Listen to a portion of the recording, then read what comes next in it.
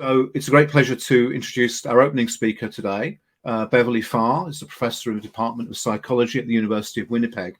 I was looking at her bio briefly this morning, and it said, Beverley, that you infuse your classes with kindness, compassion, and deep personal respect, which seemed just awfully well aligned with the topic of your talk, which is caring, compassion, community, developing, valuing, and maintaining friendship in a disconnected world. So I say, if you've got questions for Valerie while she's speaking, please put them in the chat there. But I'm going to hand the screen over to Beverley now, and we're going to hear about her work in the area of friendship. So take it away, Beverley. Thank you so much for that introduction. Good morning to everyone, or at least whatever time of day it is where you are. Thank you to Elder Val for that very moving opening, and I thought of it as a blessing on the events of these next 2 days. And of course, huge round of thanks to Pete and Kiffer and everyone else, the whole team who has been involved in organizing this conference. So by the end of this, I'm really looking forward to how much we will have all learned about human social connection. It's common for articles on social connection to begin with statements such as human beings are social, or humans are a social species. And yet, I think we can still ask the question, do we truly recognize and value the importance of social connections and community? As Pete just mentioned, certainly the pandemic has highlighted how we feel when we are deprived of social connection. It's now well documented that many people felt and continue to feel isolated and lonely. Rates of anxiety and depression have increased since the pandemic. The pandemic came at a time when a lot of people already were struggling with social isolation and loneliness. Statistics Canada data show that at no time in history have we had so many single people households, so many divorces, so much geographic mobility. Other Western nations have shown the same trends. And so already before the pandemic, there were discussions about loneliness epidemics, with governments in some countries creating ministries to specifically work toward combating loneliness. And at the same time, there has been a growing recognition in psychology and related fields that having social connections play an important role in our physical, emotional, and mental health. Thus, as Pete was saying, now more than ever, it's become crucial to understand how social connections can be formed and how they contribute to well-being. When social scientists first started studying the effects of relationships on well-being, they tended to focus on marital relationships and found that marriage was good for emotional and physical health. That finding was later qualified. It's being in a happy, satisfying marriage that is good for your health. And in fact, there's evidence that people who are happily married actually live longer than their unhappy counterparts. But we have many other kinds of relationships and connections. And what we've been learning in the intervening decades is that these other kinds of relationships and connections also contribute to our well-being. Of these, friendships have received the least amount of attention. And yet, as we're learning, friendships provide myriad benefits and contribute in important ways to well-being. I really like a quotation from C.S. Lewis. Friendship is unnecessary, like philosophy, like art. It has no survival value. Rather, it is one of those things which give value to survival. So how do we define friendship as a starting point? There are a lot of different definitions out there. When I reviewed scholars' definitions of friendship for a book on friendship I wrote a number of years ago. They could be summarized as follows: that friendship is a voluntary, personal relationship involving intimacy and assistance, in which two parties like one another and seek each other's company. A notable and unique feature of friendships is that they are voluntary relationships. We choose our friends, unlike our family, our coworkers, or our neighbors. We can also end our friendships with few social sanctions. So when people end marriages, there are far-reaching legal and social network implications, but when friendships end, there is generally not a lot of outward reaction. In fact, friendship has been described as the most voluntary relationship. We choose to be in this kind of relationship, and we can drift out of it without few consequences. Researchers at McGill University in the late 1990s, Mendelsohn and Abood and their colleagues, conceptualized friendships in terms of the functions that they serve. They identified 6 functions of friendships, or you could think of these as benefits of friendships. One was stimulating companionship, which refers to spending time together and engaging in enjoyable and exciting activities with friends. Another is help, the practical assistance, guidance, and information that we receive from friends. Another is intimacy, which they defined as self-disclosure or opening up to another person, acceptance, and being sensitive to one another's needs. Yet another friendship function is reliable alliance, which they defined as loyalty and the assurance that your friend will be there when you need them. Moving on, friendships also provide emotional security, which they conceptualized as the comfort that a friend provides in novel or threatening situations.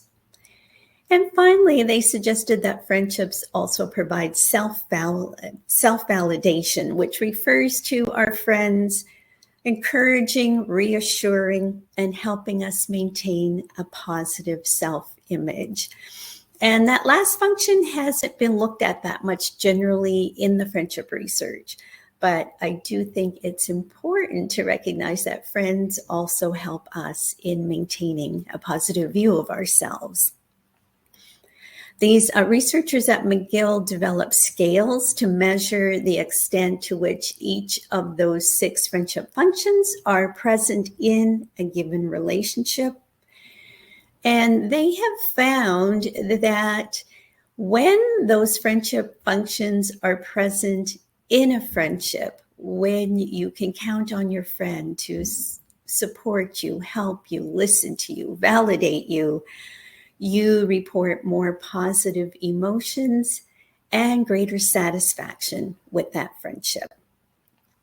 And they found that to be the case regardless of the level of the friendship, starting with acquaintances all the way through to best friendships. Whenever those ingredients are present in a friendship, people feel satisfied and happy. They've also found that these friendship functions are beneficial regardless of whether they were studying same-sex friends or cross-sex friends. So based on this research and other scholarly work, we're getting a pretty good handle on what makes for a satisfying friendship. And then that raises the important question, what are the benefits of having a satisfying friendship? Now, if we'd ask that question about marital relationships, what are the benefits of having a satisfying marriage? We have answers to that we've known for several decades.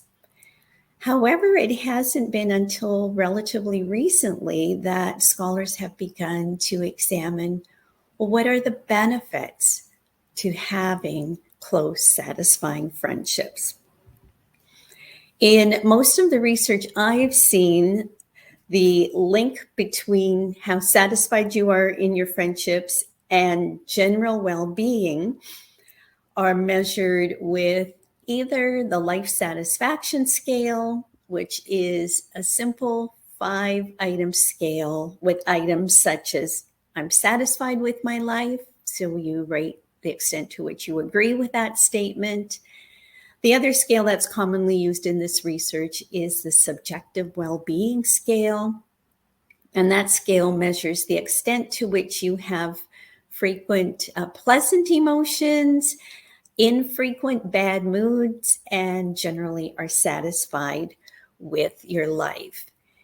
And a consistent finding across these studies is that people who have satisfying friendships report high levels of overall satisfaction with their life and high levels of overall well-being. For example, a study in 2014 examined the correlation between friendship satisfaction and life satisfaction in a sample of more than 25,000 adults recruited via NBCnews.com. And the correlations between friendship satisfaction and life satisfaction were substantial, 0.49 for men and 0.40 for women. So those of you who like to see the numbers will recognize that those are significant, substantial correlations.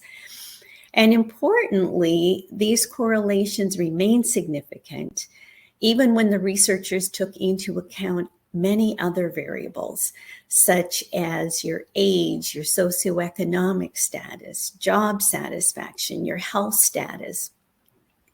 Even when you put all of those other variables into the mix, the link between friendship satisfaction and life satisfaction was still there. Similar findings have been obtained in a program of research on friendship and happiness that has been conducted over the last 15 years or so by Demir, Whitecamp, and their colleagues. And in a series of studies, they have shown that friendship quality is positively correlated with happiness. And after establishing that basic relation in a number of studies, they went on to do some finer grained analyses. For example, they showed that having good friendships was correlated with happiness over and beyond personality variables.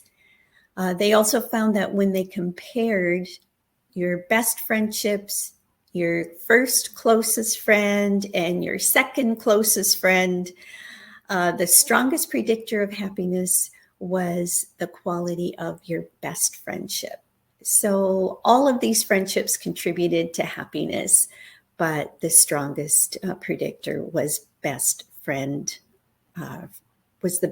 relationship.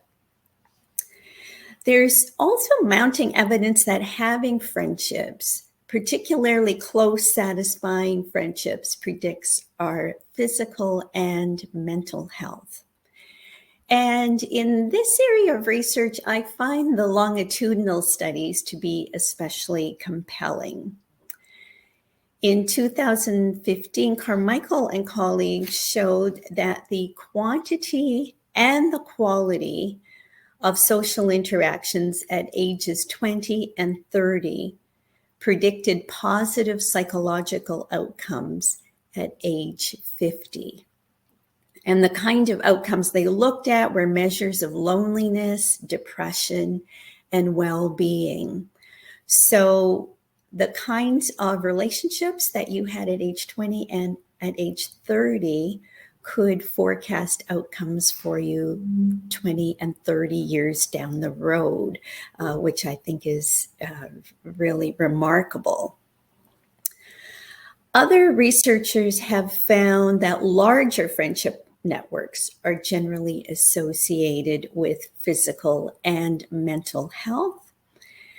For example, in a study of more than 7,000 middle-aged adults in Britain, found that a larger friendship network at age 42 predicted better psychological well-being at age 50.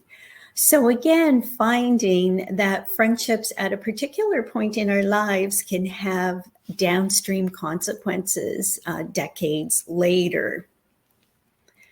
In a study that focused on physical health, published in 2005 by Pressman and colleagues, they examined the role of social network size and loneliness in the development of antibodies to an influenza vaccine. And what they found was that if you had a small social network and if you were lonely, that predicted poor antibody responses to the vaccine. So both of those variables alone predicted a poor antibody response. And if you were high on both, so if you had only a small network and you were lonely, that predicted the worst outcome. And that study presents some really what we might think of as hard evidence of the physical effects of having friends. Similarly, in a large-scale study of more than 2,000 cancer patients, Lewis and Martinez in 2014, found that the number of close friends was associated with engaging in healthful behaviors, such as seeking out cancer-related information. And to give one last example, in an analysis of data gathered as part of the longitudinal study on aging, Sabin in 1993 examined predictors of mortality rates. So the participants in this research were age 70 and older at the time of data collection, and they followed these people over a 4-year period. And interestingly, in this study, contact with family and kin was not associated with reduced mortality. Instead, it was what the authors termed socio-expressive variables that were the strongest predictors. And by socio-expressive variables, they included a cluster of contact with friends and neighbors, doing volunteer work, and regular attendance at religious services. So they didn't specifically pull out just the friendships here, but friendships were certainly part of the cluster that predicted mortality. So I had started the talk with a quotation from C.S. Lewis that friends don't contribute to survival, but they rather give value to survival.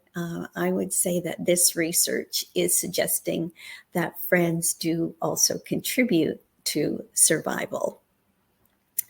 So to sum up, both the quantity and the quality of our friendships are associated with a number of important indices of wellness: reduced loneliness and depression, happiness and other positive emotions, physical health, better mental health, overall greater satisfaction with life. And it turns out that if you cultivate a circle of friends, you may actually live longer. Now, I could go on and on about the value of friendships, but I also want to take some time to look at what I'm referring to as the value of friendly relations.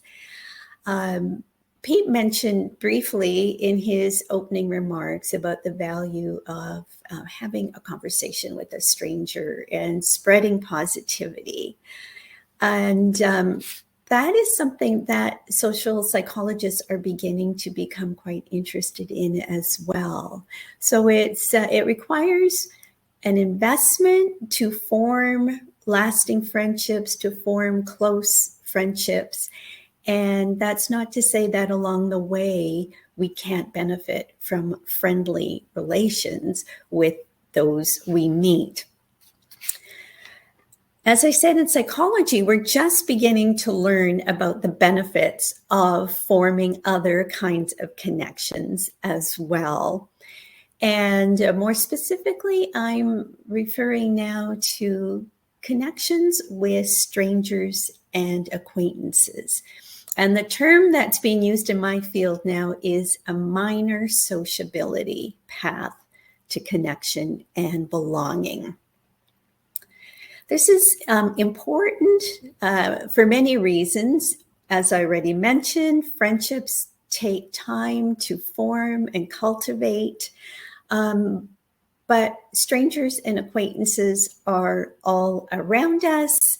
Research has shown that for many of us, we cross paths with more strangers and acquaintances in the course of a day than we do with people who are our nearest and dearest. So if you think about a day, you might stop and pick up a coffee on the way to work. You might cross paths with coworkers. You might stop and buy some groceries and encounter cashiers. You would see people on the subway. And all of those points of social connection, we're beginning to learn also have their benefits. My favorite study at the moment is the Starbucks study, in which researchers asked people entering Starbucks to either engage with the barista while placing their order.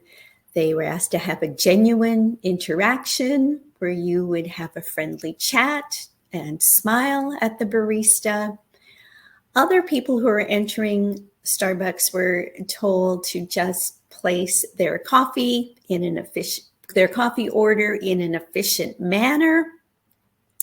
And then as these customers left the store, the researchers gave them questionnaires assessing their mood and other variables. And what they found was the people who had been asked to have just a quick interaction, friendly interaction with their barista, later reported higher levels of positive affect, less negative affect, and a greater sense of belonging. And based on this study and others conducted by the researchers, they concluded that we should not underestimate the value of our acquaintances. Interactions with weak ties are related to our subjective well-being and feelings of belonging. In a study conducted in 2020 in Turkey, the researchers found that commuters who had interactions with their shuttle drivers reported more positive affect than those who did not.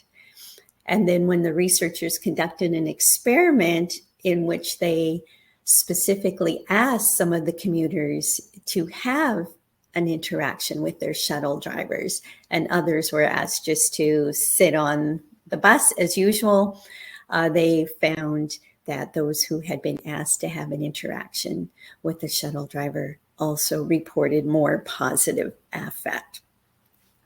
I've also been involved in a program of research in which we have pairs of strangers having a conversation with one another, a getting to know each other conversation. And we're finding in that research that after even a quite short interaction, people report enhanced positive mood and decreased negative mood. So they feel better and less worse after having these interactions. And most notably, we recently looked at whether those benefits accrue for people who are shy. We know that shy people typically dread having interactions with strangers. That would not be on the bucket list of most shy people. But we found in our research that when we had shy people engage in these interactions with strangers, they benefited just as much as non-shy people. Other research has shown that people who are characteristically shy not only dread social interactions, but they are convinced they won't go well. And then after having an interaction, commonly report that the interaction went a lot better than they had feared and was more enjoyable than they thought.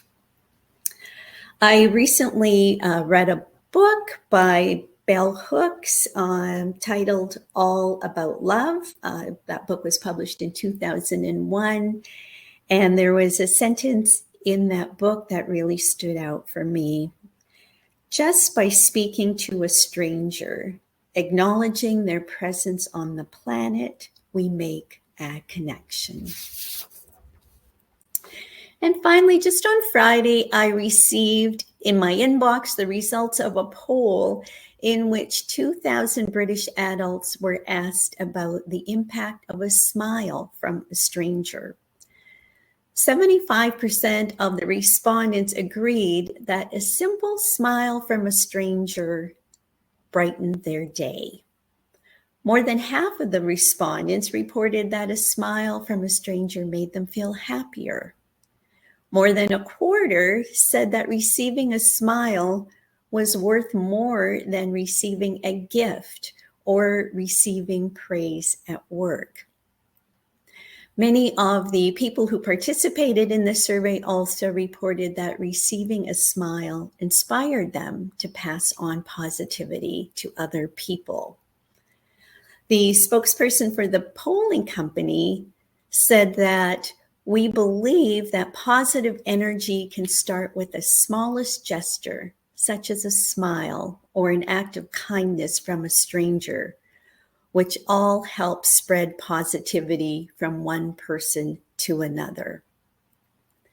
And so the takeaway message, I think, from this is that we have a lot to gain from forming social connections with others.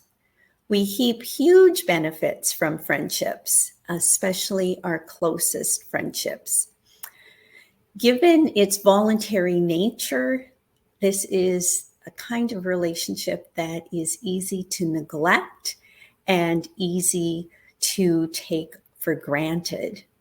But the research suggests that putting effort into our friendships is likely to pay off handsomely in terms of our physical and mental health.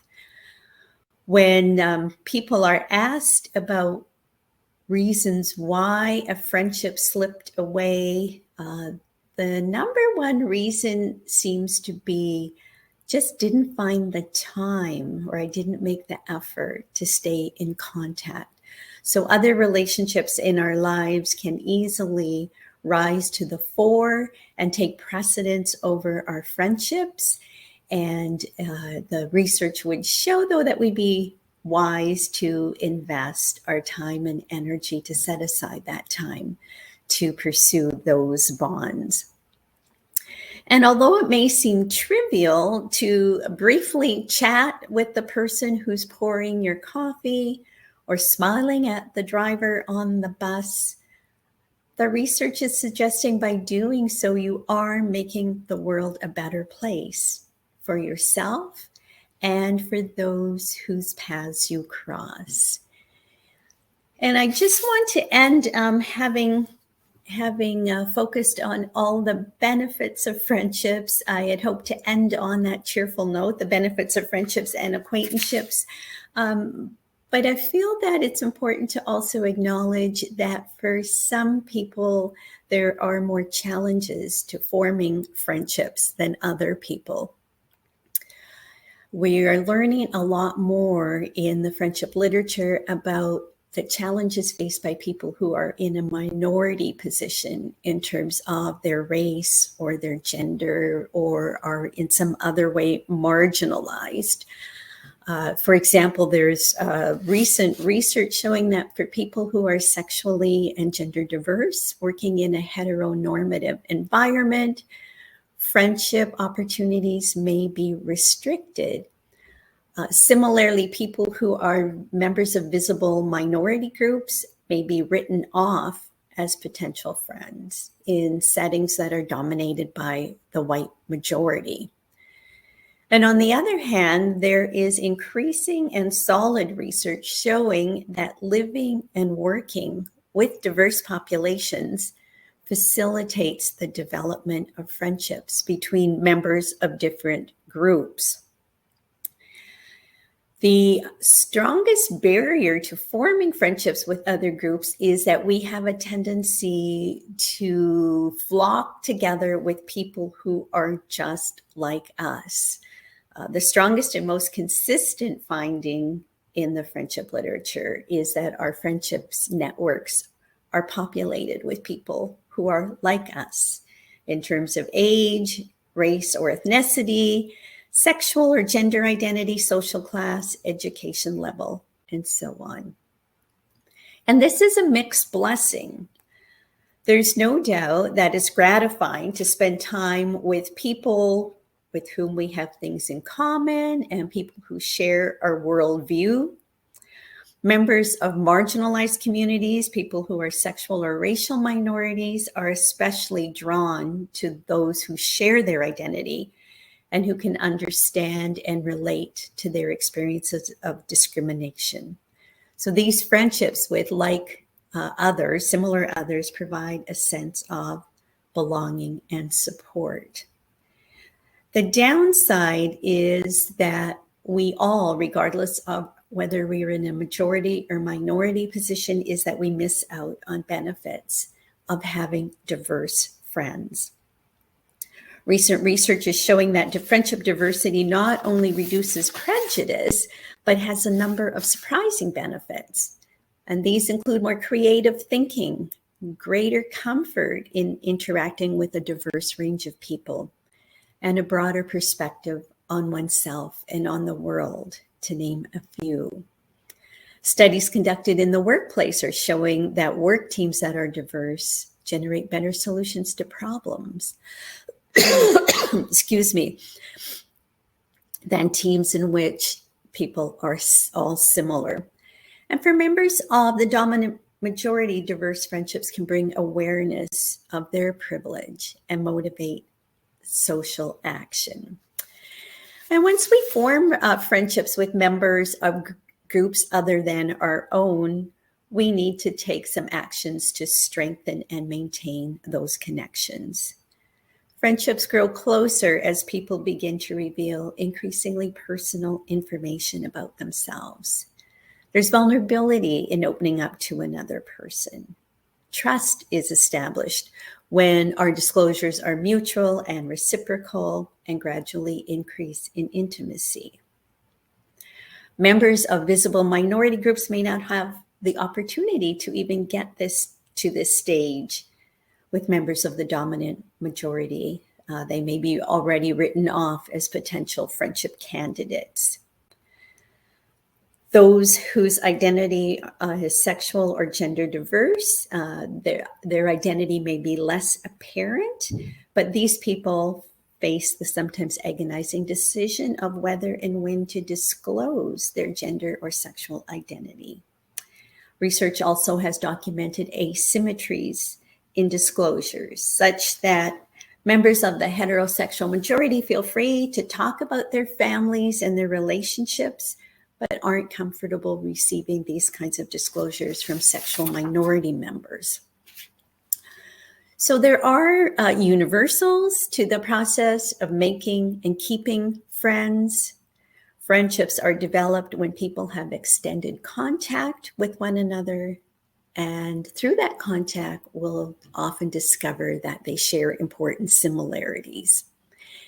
And as I've already said, this is a double-edged sword in that spending our time with people who are just like us or who are similar to us does provide a sense of validation, belonging, and community. However, the downside is that people tend to be reluctant to get to know others when there is a lot that they could learn from them.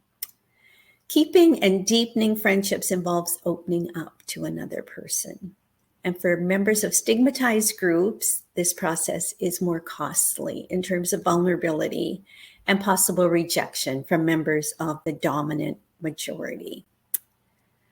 So research is now clearly showing that having a fulfilling, satisfying life is not just a matter of learning to live with diverse others, but actually requires making the effort to cultivate and sustain those friendships.